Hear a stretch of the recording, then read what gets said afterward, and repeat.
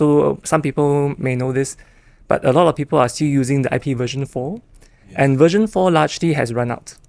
So we are not able to scale the internet further. The limitation of IP version 4 is that it doesn't allow you to scale.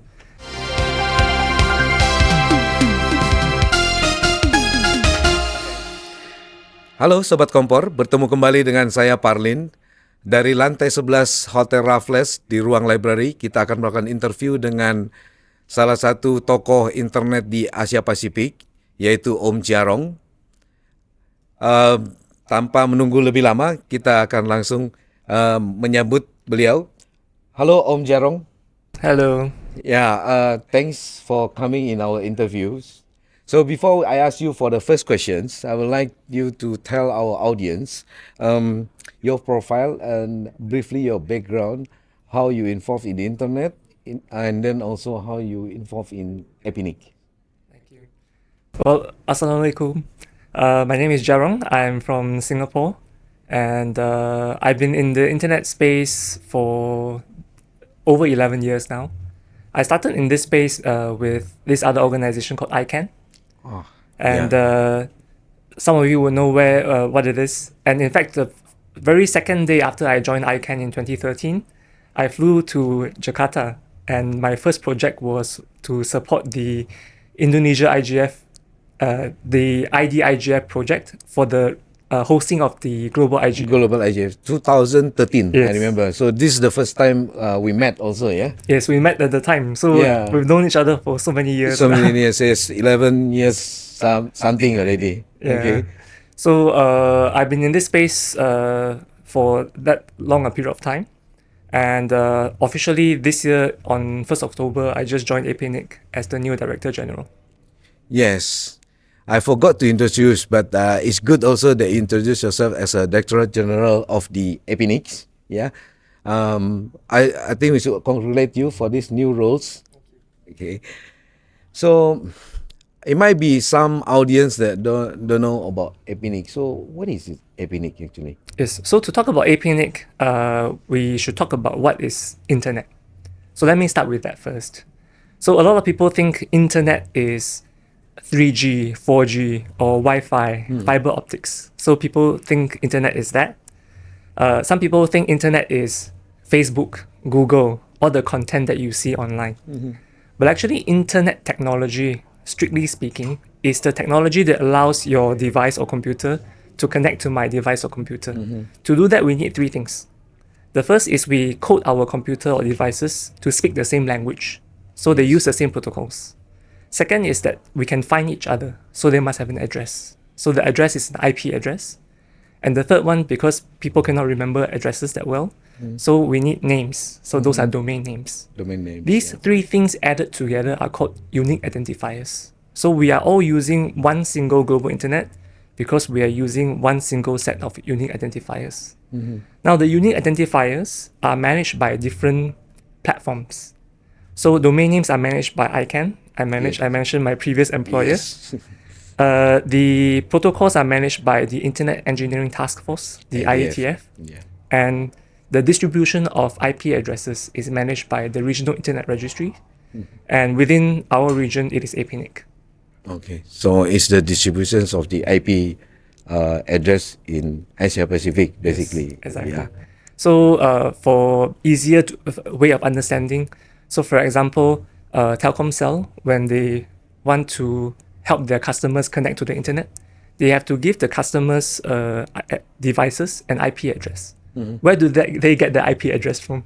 They have to get that from APNIC. So we manage the distribution of those numbers. In Asia Pacific. In Asia Pacific, yes. And we are, on this occasion, we are not talking about the shortage of the IP address. Yeah, maybe we have another interview for that later on. But so what is the APNIC's role instead of just distributing these IP addresses? What is the APNIC's role in supporting Indonesia, especially Indonesia internet development? Yes. So broadly, APNIC's mission is to support the development of the internet in the region through the allocation of numbering resources. if we go back to our original roots, basically it means that when people want to join the internet and run their network, they need IP address. So we distribute IP address. But the problem largely was, even when they have the IP address, they don't know how to run a network. So APNIC's mission then became, we need to help to train people and teach them how to actually run a network. So we started from there. But as the development of the internet grew, there became more aspects of that we need to look after, help to support. For example, like how do we improve the security? Yes. And also the transition of technologies. So earlier we were focusing on IPv4, but now we are encouraging people to deploy IPv6. Yes. And also in terms of routing, a lot of the routing traffic actually happens the way it's configured. Traffic goes outside of the country and then comes back again. So this increases cost, increases latency. So how can we help to support the local community to do the configuration such that the traffic remains local? So for us, it's supporting like a local internet exchange. We call them IXPs. So we support these groups.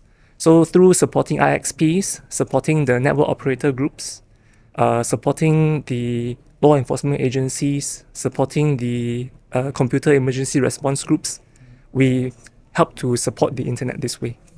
So these are the very technical aspects. And within APNIC's remit, we tend to be more technical, but there are two other aspects that we also support. So APNIC is there are two other aspects besides development. So tied to these two things, the first is APNIC is a knowledge exchange space. What do I mean by that? So anything to do with internet numbering technology, or is there a new technology that's coming up? What is the latest trend? What are some new policies that's happening within the region? We want to discuss that with the community so that everyone is up to date and able to know what's going on. And with that discussion, it informs APNIC, which is the policy development space for the distribution of IP addresses and numbering resources. So when in the policy development space, both APNIC's members and the wider community can participate. So we work on supporting the community to understand what's going on, and also support for them to be participating in policy development in APNIC. So the wider community, not just very specific technical stakeholders, can participate as well. Yeah, because on the other side, as you mentioned, that on IPNIC's role on distributing IP, basically also you say that in development of using the IP address to develop the internet community itself, because some people also take it for granted, right? That it's internet running. I don't know what is behind on the feed or lay down of it. What is it actually? Yeah. Oh, yeah. Okay. So, as you said that that is on not only on the technical part. We know that on the technical part here will be ISP and IDNIC and UPG also. Yeah, basically. So, what was APNIC's? How is APNIC's role or plan to outreach this other community and basically engage with those other stakeholders? Yeah, so like I mentioned, for APNIC to be able to keep up to date with what's happening, we need to have the right stakeholders be participating in our space. So to exchange information, to exchange about the latest trends and developments on the internet. So a lot of it is based on the technical group, but there's a lot of other things that people are using the internet on that we don't really know. Yes. So that's the part that we really need to work on and strengthen our network within Indonesia. So working with the Kompor channel here, working with different groups like UPG or even IDIGF, different groups that's in the internet space, so that we are able to maintain that network to exchange information on what's happening. Now, within APNIC, we run 2 conferences a year. So one conference is around February, March, is tied to it's called the APRICOT meeting. Yeah. And then in between August to October, we run an APNIC standalone meeting. APNIC meetings. Yeah. So in 2026, the APRICOT meeting is coming to Indonesia. Okay. So it's a good news for us. Yes. So for next year, 2025, I hope that we can strengthen our network and strengthen the conversations we can have in the lead up to the APRICOT conference that will be happening here in Indonesia. Then during the conference, that's when we, again, like I mentioned, be that knowledge exchange space and talk about the current issues that are having an impact on the internet. And correspondingly, how can the policies on numbering resources be updated or evolve to help us continue to support the internet's development? I see. Yeah, it's a good news that in 2026, we'll have a held APRICOT in Indonesia. Perhaps we can participate also as a podcast here there. Yes. Okay. So we did ever heard about APNIC foundations. Yeah. Can you tell us what is APNIC foundation first, and then how is actually APNIC foundation support the APNIC's missions in the regions? So APNIC, like I mentioned, our mission is to support the development of the internet through the allocation of numbering resources. And I mentioned the stakeholders that we tend to touch a lot more, which are ISPs, law enforcement agencies, CERTs, network operators. So they tend to be more of the technical group. But we realize that the development of the internet is broader than just the technical work. Okay. But APNIC's remit in itself is relatively narrow. So in order to support the broader work, that's where the foundation comes in. So for example, we can have internet, but people don't have the skills to use the internet. Yes. Then there's also a problem. Or people just are unable to connect to the internet because they are in a rural area. So that's also an issue. So that's where the APNIC Foundation can come in to support with a broader remit to support the development. Now, one example in Indonesia, we just rolled out this program. It's called the Light to Sumba project. Light to Sumba. Light to Sumba. So it's in the Indonesia, in the place called Sumba. Sumba, yeah. And it's part of Indonesia. yes, so basically the APNIC Foundation is funding US dollars 150,000 Okay. to provide solar power and Wi-Fi connectivity to Sumba. And we are providing power to homes as well as 4 community Wi-Fi hubs so that the people in Sumba can connect to the internet. Yeah. As you mentioned about the broader outreach, which is one of his how people can use internet. On the other hand, also this maybe we can call it digital literacy also, other terms. But this is part of it also actually, this podcast. Because I mentioned to you earlier off the record that we found this podcast also backbone telling about history of Indonesia internet by inviting those figures to talk about the experience during the time. So, on the other hand, the other way around. So, what your as APNIC's expectation from us? How active you feel that we should be? Okay, so we can have like more Sumbas opportunity in order to support APNIC's missions. Yeah, so I mentioned a few things that APNIC is. So we are, at the core, we are a registry that distribute IP addresses. Second one is we support the development of the internet.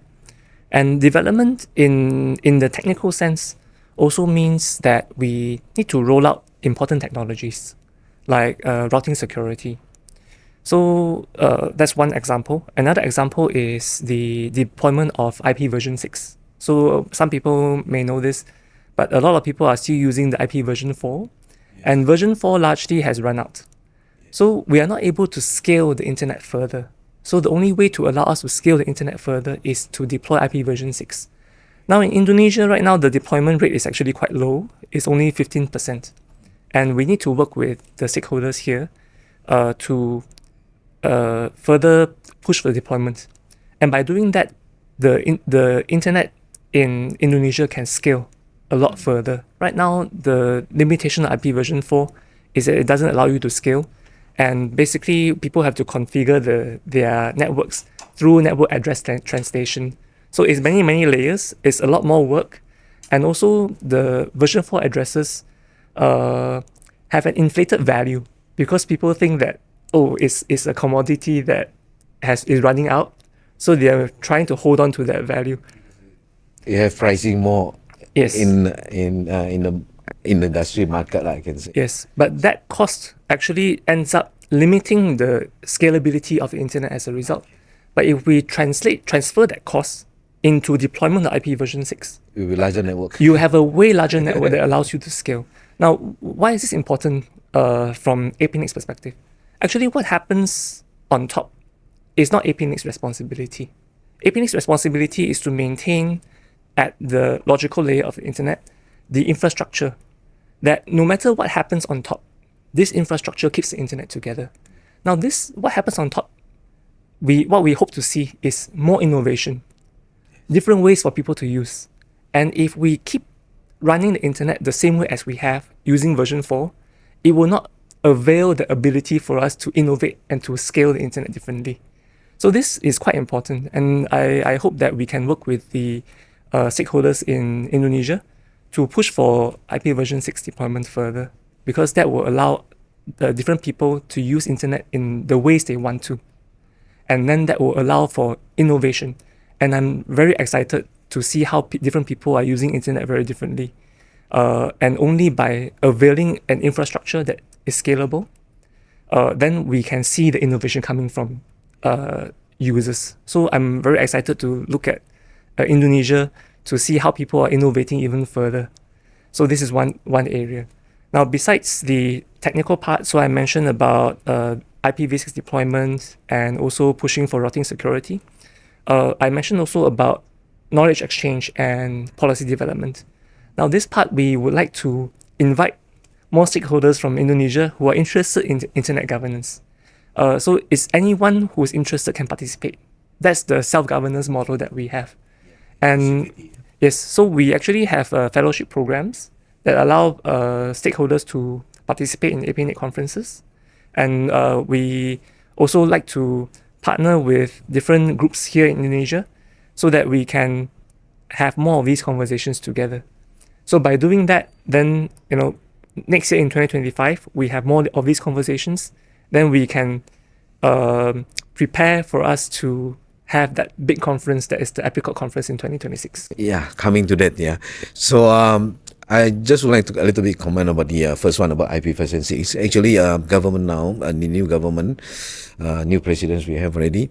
I see that the new ministry, we call it ComDG now, ComDG, not Cominfo anymore, if you heard about it. So it started kicking off about deploying encouragement deploying IPv6, maybe with UpG also later with that, or IPNIC, and including this, we can make a storyline for that, okay, and maybe we can support each other just to make some channels about that later on, talking about it.